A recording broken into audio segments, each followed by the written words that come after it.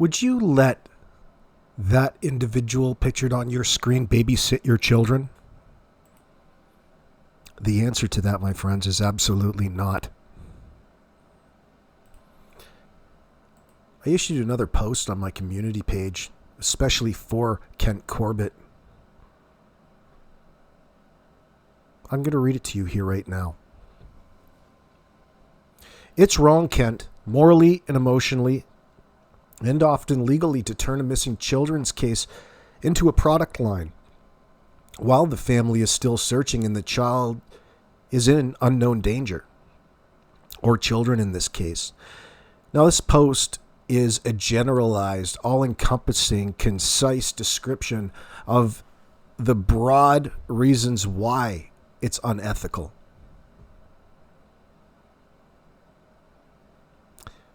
Beginning with, it exploits raw grief for profit.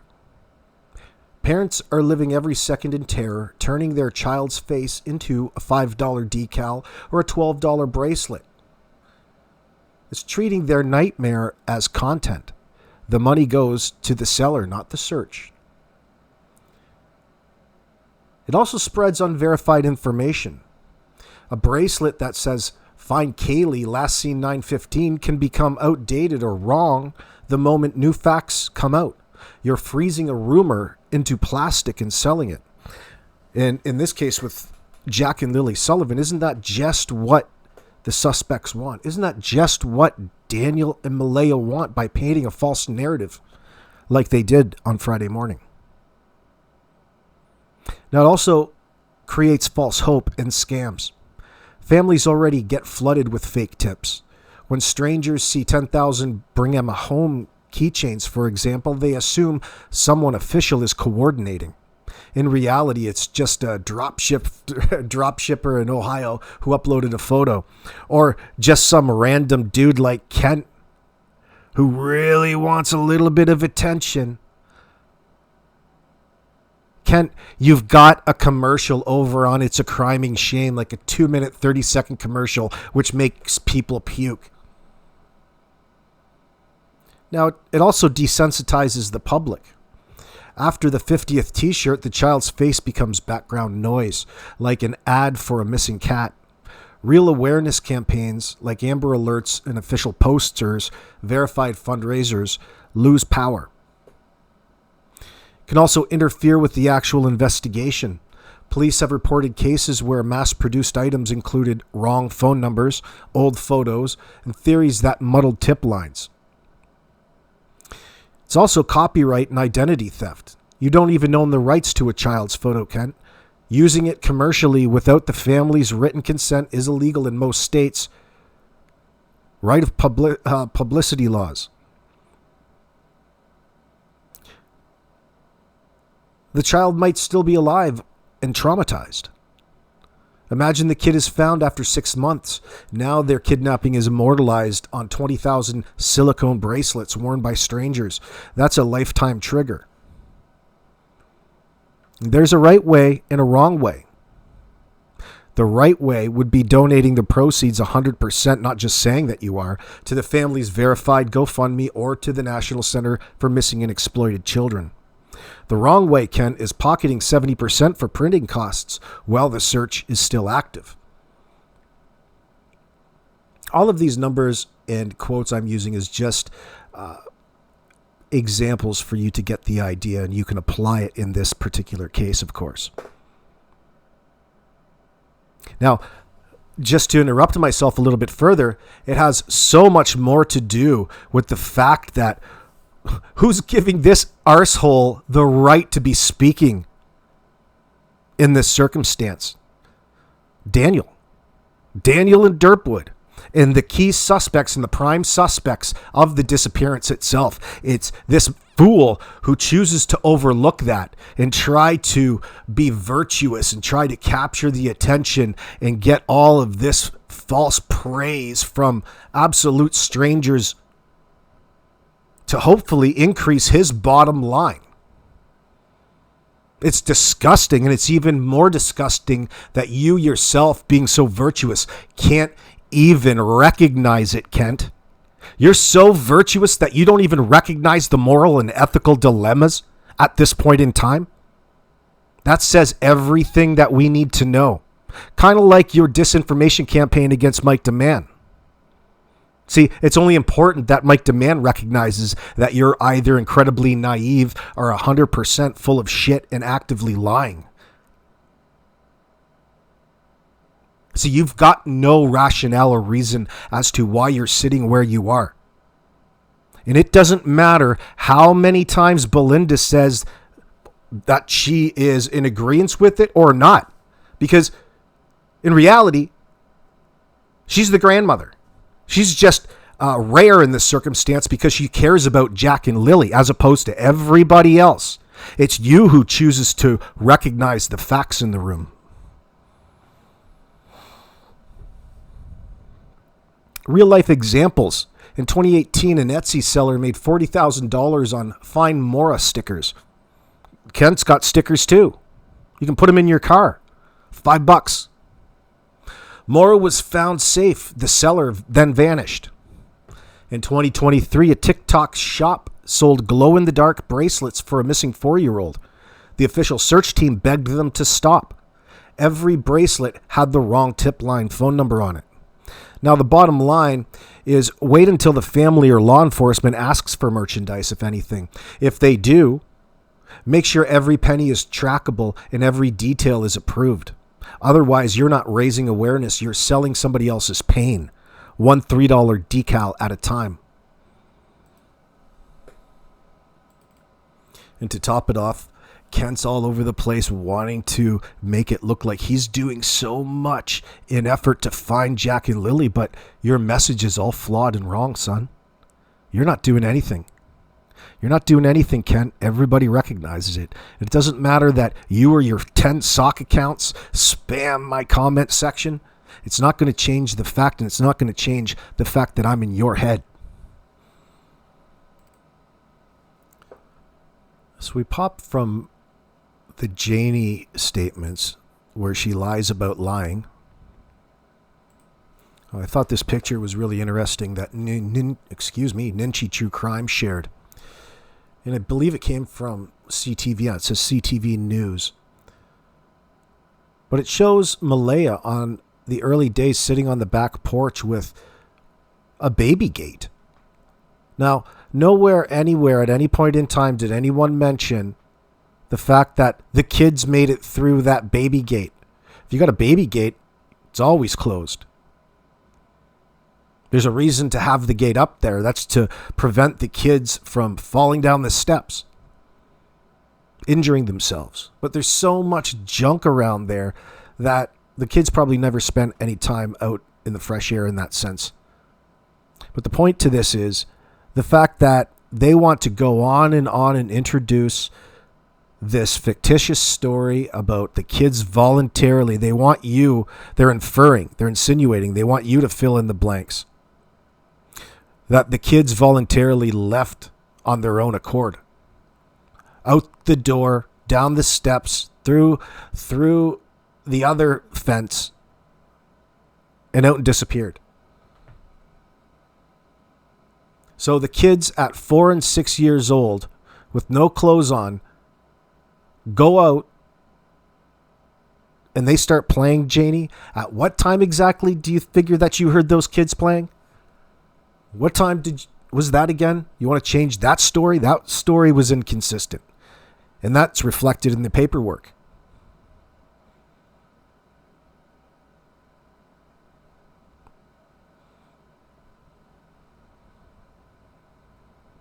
No talk about how the kids managed to get through the baby gate. Well, the baby gate should always be sprung shut with a lock on it. But in this circumstance, it must have been open, I guess. No mention of it anywhere. And Ninchi, of course, brought this topic up, and thank you very much. But it got me thinking. I didn't even notice that. Many people probably didn't notice that there was a baby gate on the steps going down. Now, Daniel's the one that calls Jack and Lily clumsy. Jack, he told us that Jack ran into the doorknob over on Drunk Turkeys when he was doing his interview over there, that his black eye, he was getting all kinds of black eyes. He was just a clumsy kid. It's disturbing to hear him come up with a cliche excuse like that. But believe it or not, I heard it over on Ninchi's. And Ninchi was certainly right. If you take a look at Malaya's face in this photograph, this looks like a person who is somber and resigned, saddened over something that has occurred, rather than desperate in trying to get their children back. Completely different. Why the look of disappointment? Why the look of remorse on your face, I wonder, Malaya?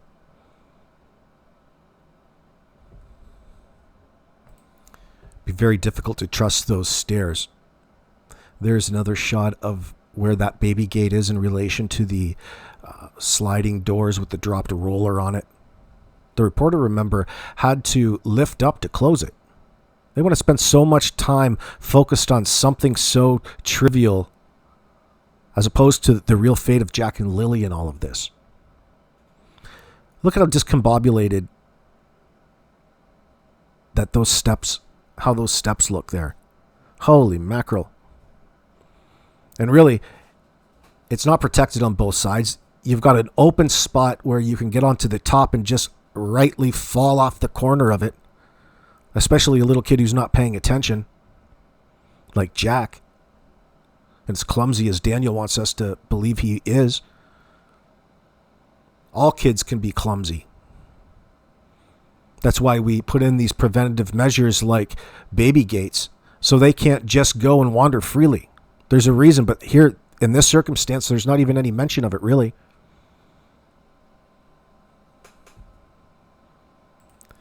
And look at this disgusting creature on your screen. What a weirdo. Dude, Derpwood O'Grady. This is the funniest thumbnail I've seen in a long time from Mike Demand. But this is a picture of Derpwood on your screen right now. Oh, he loves that bottle.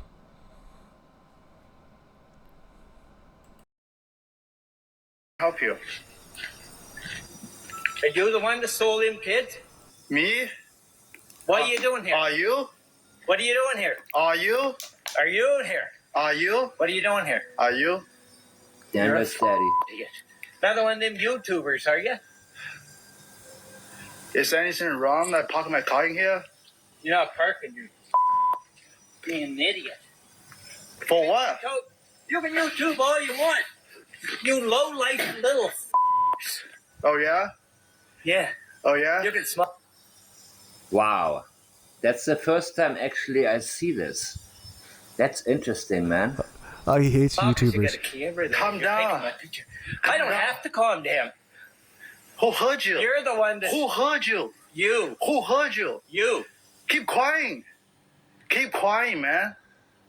Hate you YouTubers. I'm not YouTuber. Then what are you doing here? I'm here looking for it. What are you doing? Bullshit. Just imagine the amount of YouTubers that are going to show up now just because of that. Oh my God, he's hostile towards YouTubers early on in the case, in the circumstance. Just random out of nowhere. This is Daniel's dad. It's hard to believe two, high-strung individuals like this, birthed a person like Daniel. Disappearance of Jack and Lily. No, I don't believe Daniel had anything to do with the disappearance of Jack and Lily. Our heart don't lie, and my heart is telling me that my kid did not have nothing to do with this, and I had nothing to do with this.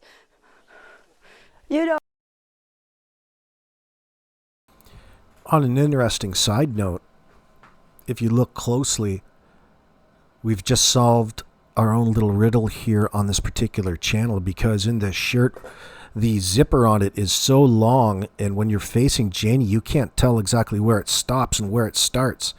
It's like this piece of fabric with a zipper. But here in this picture, we can see the zipper stops right up above that neck. You don't get the whole detail of it, though, but we did identify that there are indeed zipper stops on that shirt, that top, that T-boo top. Why so defensive? Jack and Lily Sullivan go missing while under their care, reportedly from that residence. She doesn't think any of them have anything to do with it. On the contrary, my darling, you have everything to do with it. And you don't have any real solid alibi to say otherwise. Not only do you have no alibi, but at this point in time, your stories don't align enough for you to commit to any one thing. So Daniel is out there passing it off as though that there's nothing worth remembering. Well, that's not going to float in a court of law. That's not going to float for detectives. At some point, you're going to have to be accountable. You're going to have to account for all of the minutes and the hours leading up to you reporting those kids going missing, because right now there's too many holes, too many inconsistencies. And there's a whole lot of you and Daniel online spreading disinformation. Anytime things get a little bit of hot, get a little hot, you just throw some shade over towards Malaya.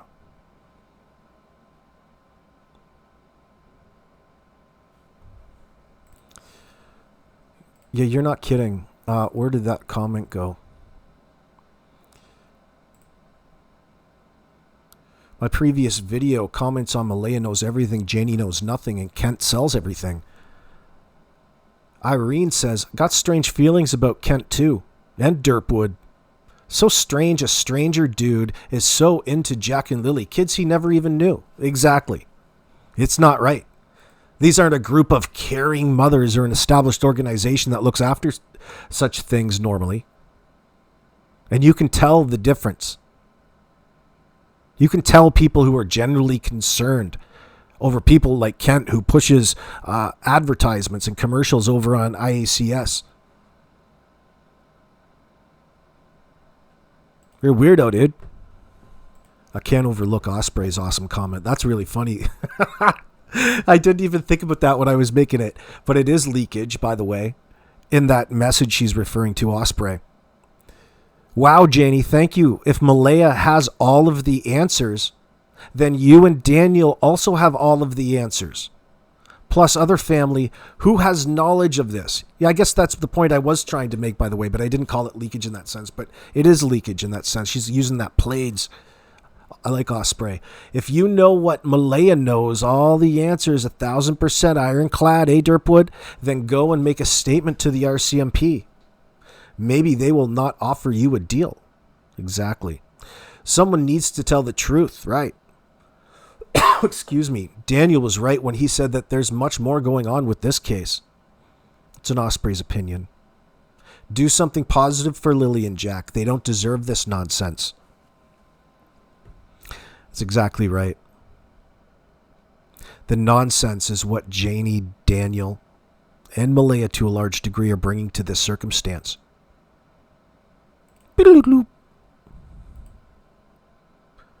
Brandy and Lindy, or Brandy in Indy. Brandy and Indy. Like Indianapolis? Beware of the wolves in sheep's clothing. Discern. These cases are spiritual warfare. And remember, Kent brought Derpwood in to clutch them pearls. Really? Kent was the liaison from all of these YouTube channels to Derpwood. Oh, come on in and let's talk all about it. That's Kent. Corbett's junkyard. The garage burnt down mysteriously just after this case. Oh, yeah. Mysteriously. Wink, wink, nudge, nudge. Some weirdo named Kent with a burnt down garage and a GoFundMe branding Jack and Lily Sullivan and turning around and making a profit selling all kinds of trinkets to anybody who he can sucker and simp into spending a dime, put on the spot. Organizing a vigil. Dude, weirdo. Stranger danger, red alert. Man your battle stations.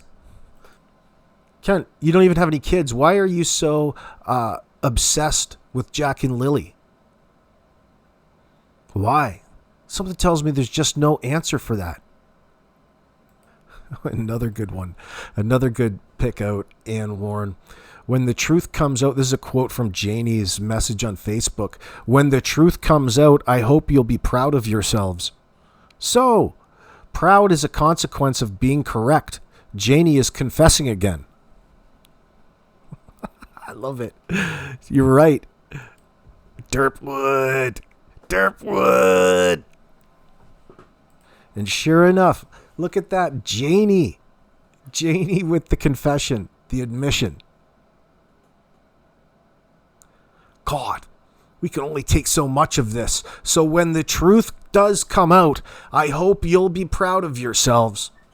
Oh, we'll give ourselves an old Barry Horowitz pat on the back. That's a really good catch. That punctuation is everything. She has a period after, I hope you'll be proud of yourselves. Then, for what you did to us, I pray, Jack and Lily. No need to even wonder. Punctuation, especially if Janie's using it, means everything. And that was, you're right, a little bit of a confession. Going back to amazing comments, MCM 2014 says, oh no. Part of crime solving is to ask yourself, what is missing that should be present if a person's story is truthful? So one thing that has never made sense to MCM is if Janie was out raking for a pool in the muddy driveway, why are her footprints not present? Unless she planted a boot print of child-sized boot, then raked away or erased her own footprints as she backed out of the scene. Well, we weren't there, straight up MCM, so we're doing a lot of assuming in that sense based off of the language that they use. Not assuming, but we're coming to, sometimes we can go too far in that. We weren't out there to analyze the boot prints. It was just stated. I know where you're going and you're not wrong, but it's not like we know that there weren't other adult-sized boot prints out there. Like in Janie's case, it would be like Bigfoot. Anyway, I'm kidding, of course. But your point's valid. Why is there only one child-sized boot print right in the middle of the area they claim that Janie was raking? And no evidence of a second one. Well, that would suggest that Janie raked it over. So there would be a whole story to be told and to, pick apart in that sense if we did have the crime scene, we'll call them the crime scene photos or the search photos from that particular day. So they'll have a snapshot of those particular footprint with a scale beside it or a rule to measure it. So I'll continue on because you make a great point. So one thing that has never made sense is if Janie was out raking for a pool in the muddy driveway, why are her footprints not present unless she planted a boot print of a child-sized boot, then raked away, erased her own footprints as she backed out of the scene? Similar to when you mop a kitchen floor, you mop backwards out of the room, unless it's a cartoon, painting yourself into a corner type of thing, back out of the room so you do not have or leave footprints. Sherlock Holmes would certainly question her. If you were walking in your driveway simply to level out uneven ground, why are your footprints not present? And why is there only one child boot print in the mud or the graveled area rather than several? Yeah, like 1, 2, 3, 4, 5, 6, 7, 8, as if they were walking a certain way. Especially if Janie was out there claiming the night before she was out there raking as opposed to after all of the action, sometimes during the early morning. Why are your footprints not present? And why are there only one child boot print in the mud rather than several? Even if a child was hopping on one foot, they would leave several impressions. Why has this family staged such an elaborate false story if no crime was committed? If Malaya sent the children away, then there would have been no need for Janie and Daniel to stage a scene and plant evidence such as boot prints and a blanket around the area. Proverbs. The fool is found out by his many words. Oh, that's so good. So God, I'll go so good. Excuse me. Thank you, MCM. Another fantastic point that's brought up here. Oh, I just had it. I'll have to go back down. Here we go. LD in the ditch says, please stop with the accusations. That's a quote from Janie's little post there. Like you, Janie, Daniel, and Derpwood accusing Malaya of having Jack and Lily on the reservation. Why don't you stop with that nonsense? Yeah, you're right, LD. Are Malaya and Haley accusing DM of doing meth for 2 years? The mathematics? You're all pointing fingers at each other and making accusations at each other. It starts at ground zero, Janie. LD's got a point, but listen, Haley walked that statement back, and it's been an ongoing conversation, especially from Malaya. And one of the few communiques that she's released or has had, the ones between her and Malaya, Malaya and Belinda, she admitted Daniel was an addict. And she found out the day before she went in to get the word escapes me now. She went in to have, a day before she went in to have, give birth to Meadow in the hospital in that sense. There's a very, very strong possibility that sadly, she was also consumed by the same substances.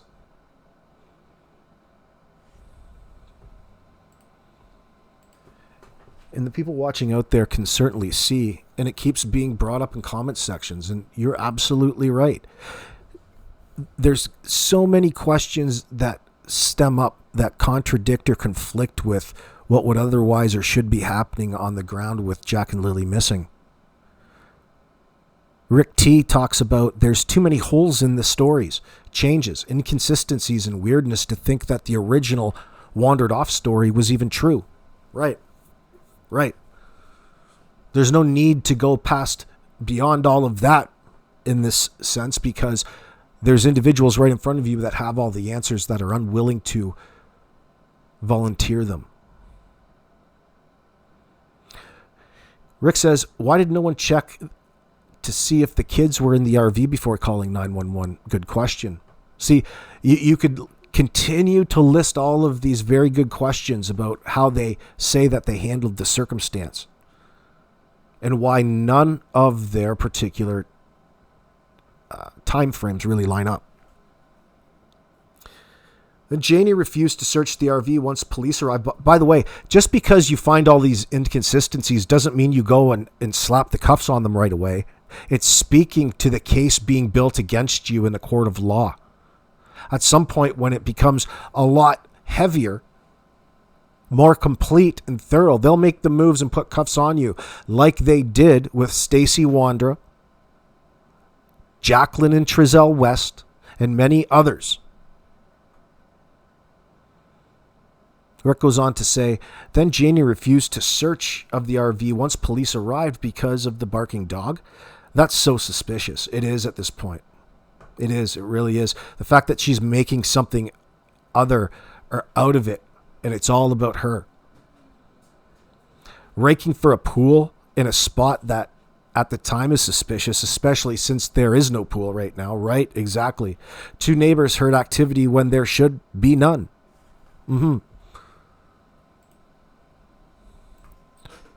Here's a little beautiful nugget by Mike DeMann, some statement analysis in hindsight run on Derpwood O'Grady. And I know how much he just hates being scrutinized in this sense. So let's briefly have a listen to what Mike analyzes through Derpwood's statements on It's a Criming Shame. The kids are alive, okay. The kids are probably not in Nova Scotia now, but the kids are safe So where are they? Far away? The kids are being taken care of by, I'm sure, by Malaya's native people. Okay. Notice the qualifier, the need to tell us, I'm sure.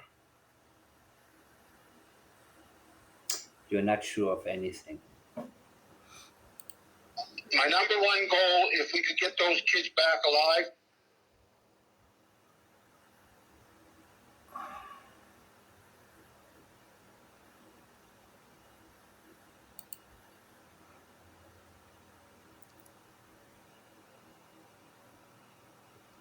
Those kids, get them back alive? I thought they are well taken care of and very safe. I'm confused. Why would we feel a need to state that you want them back alive? Are they in either A, danger of being unalived, or is this leakage, which I know it is, actual knowledge that Jack and Lily no longer are alive? that would have been it. Knowing That would have been it. If what I found out today through CPS, through twice he says through. Are you sure it was CPS that informed you of something? Or was it somebody else whom you had a talk with? and the information I found out from this And from this person, who's the person? Daniel? person, and believe me, Believe me, he feels a need to ask you to believe him. Whatever he waffles around doesn't stand on its own. He doesn't volunteer the important information that would be expected to follow the type of claim he didn't actually make directly. it's ironclad. Overdoing it, trying too hard to convince. It's 1,000%. And that's what he also said in Sunny's chat at one point. 1,000%. Nope. Nope, nope, nope, nope, nope. Not 1,000%. Overdoing it, overdoing it, overdoing it, overdoing it. The kids are alive, and somebody has them that's taking care of them. Right, but you need them back alive, right? You didn't say, I want them back, we gotta get them back. You said, get them back alive. So you're contradicting the claim that they are taken care of and that they're doing well. Meadow is in custody of CPS, That's true. and they're going to decide where Meadow goes. Jack and Lily, I'm telling you. I'm telling you, okay. Too much. Just tell me about Jack and Lily. That's who we're interested. Don't switch your regular pattern when you're telling the truth. When you're stating Meadow is in CPS custody. There was no exaggeration. There was no flowery talk. There was nothing else that he felt the need to attach to this. And all of a sudden, this is going into storytelling mode. I'm telling you. Yes, you are storytelling us something that you're making up. They're alive, and You already said they're alive. You said actually 1,000% alive. And now he qualifies. And I'm sure, you see, he doesn't know. He wants it to sound as if he knows, but he's unable to let it stand on its own without finding enough experiential balance, if you will. Minimizing it by saying, I'm sure. Whenever somebody says, this is a fact, I believe it's the truth. It's not, guys. There's a very low chance that it's actually true, because you would say, I don't know what happened. I don't think I know what happened. Or he didn't do this. I believe he didn't do this. Or another one. I didn't kill my wife. I know I didn't kill my wife. Certain things you just let them stand on their own, and you report them as facts when you don't feel the need to convince or tell us a story. Because what you just told us about Maddo, that's true. Look at the pattern when he tells us something that's truthful. The kids are alive, and somebody has them that's taking care of them. Meadow is in custody of CPS. Yep, and that's the truth. Look how short, to the point, he kept it right there, guys. And they're going to decide where Meadow goes. Yep. Jack and Lily, I'm telling you. Uh-huh. Again, you see the contrast here? You see the pattern change? They're alive, and I'm sure they're being protected by the Native community. Uh-huh. Probably not the Native community in Shubenacadie. And they may not even be in Canada. Yeah, all of a sudden, they are able to leave the country. The whole world is paying attention to these two kids, knows what they look like, and they're moved out of the country. With no documentation, with no record, nothing. Somebody took him across the border, no passport. Can you take children out of the country if you have a different name than them? Who took them? Who took them? Nothing. He is only trying to plant seeds, looking as far away as possible from where the children actually had last been seen. Hey, look nowhere near their home. Don't look anywhere near their home, people. Where should we look? Well, don't even. First, he tries to tell us they're not in Nova Scotia. Interesting, right? Look further away. Look even further away from Daniel's house. Then he expands on it and says, look at somewhere outside of Canada.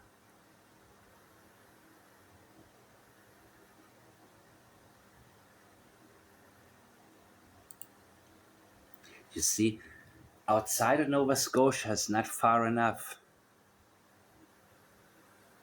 And it's very, very interesting that Daniel early on tried to tell us, look at New Brunswick, Prince Edward Island. Look that far away.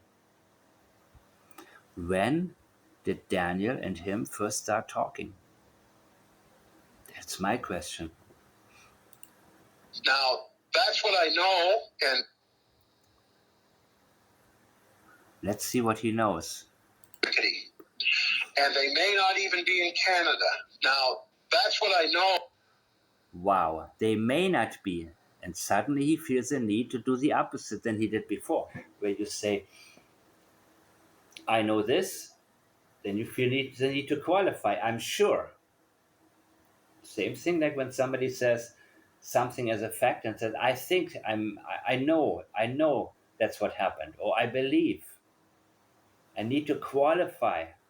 I need to actually take it down a notch, because it's hard to lie too directly. Here he's doing the opposite. He feels that he's gone too soft on that particular statement. And they may not even be in Canada. They may not be. Now, that's what I know, and there's a big difference between... Aha, suddenly you want to make it stronger and say you know, and then you want to teach us something about there's a big difference between what I know. Between what I know and what I think. So I just... He's trying to confuse you now between what he knows and what he thinks. I thought you know. If you know something, if you are very sure, you will keep it to the point. You will say, I think this is what happened. I'm sure is never leaving me with much confidence. Really is not really leaving me with that much confidence either. Though that is a little bit different when Janie said, I really don't have pictures of my grandchildren, except that I do. Let's listen one last time. And they may not even be in Canada. Now, that's what I know, and there's a big difference between what I know and what I think. So I just told you what I know. Yeah, you feel the need to tell us there's a difference between what you think and you know, while qualifying it,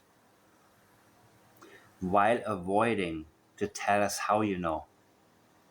Take my word for it. I know.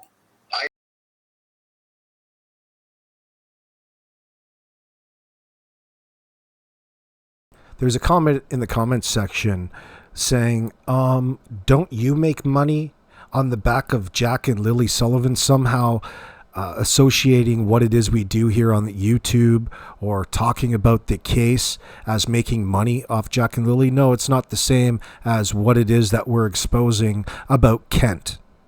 Completely different things, and they're all outlined in that post in case that you were confused.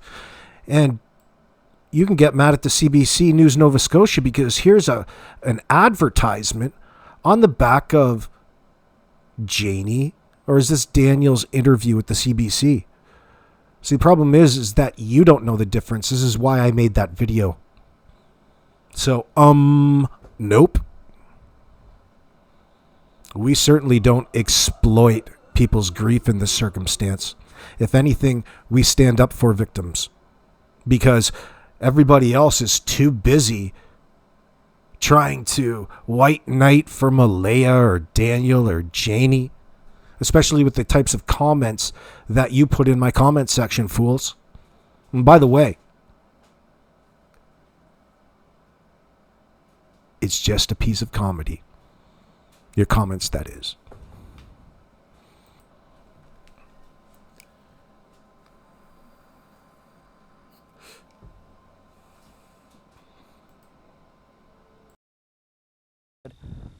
You were mentioning that you had a bit of a tense reaction with one of the dog handlers. Can you tell me about that? Yeah, it was a little bit heartbreaking and saddening to hear what the words that came out of his mouth. And for me,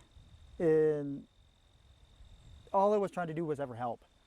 Like that's all I've been doing is cooperating, and to see that and hear that, I mean, it was pretty saddening.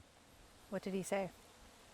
He said your Thursday and all the way leading into Friday morning, there's not enough detail.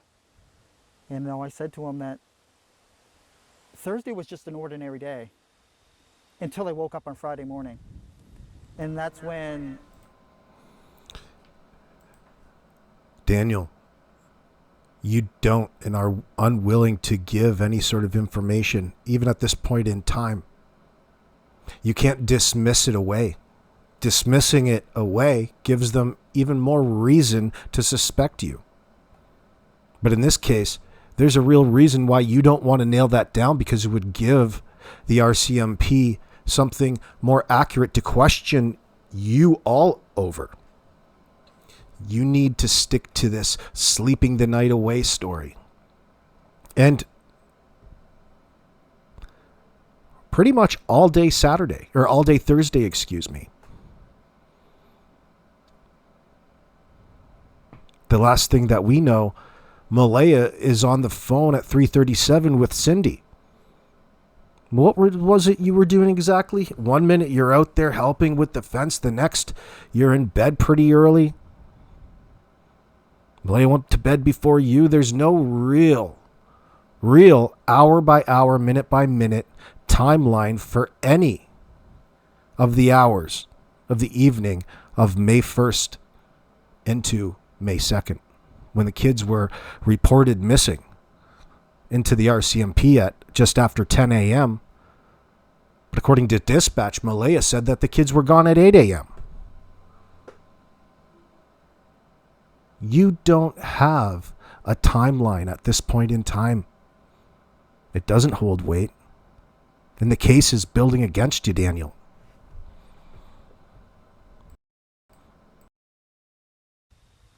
Like life changed. There was nothing like life changing on Thursday. It was a normal day. So, therefore, there was nothing detailed that needed to be remembered that day until Friday morning. So he was mentioning something along the lines of something happened Thursday night, Yeah. and your story isn't matching up? Yeah, well, not just matching, it didn't have enough detail for him, personally. And then that's when I asked him, do you know anything on the case? And he said, not really. I've seen you on the news once. And that kind of alarmed me, or, shocking, because you're having somebody that's trying to get you to admit to something and they don't know any details. Yeah, the person that has the details is you, and he just told you, Daniel, that there aren't enough details. And you're saying that there aren't any details to remember. But there is. Because we all know that on May 1st, between the hours of 6 p.m., let's go right back to 4 p.m., between 4 p.m. and midnight, there was 8 hours that passed. And you don't want to be held accountable for any one of those hours. Why is that? There is a timeline, and you don't want to acknowledge it.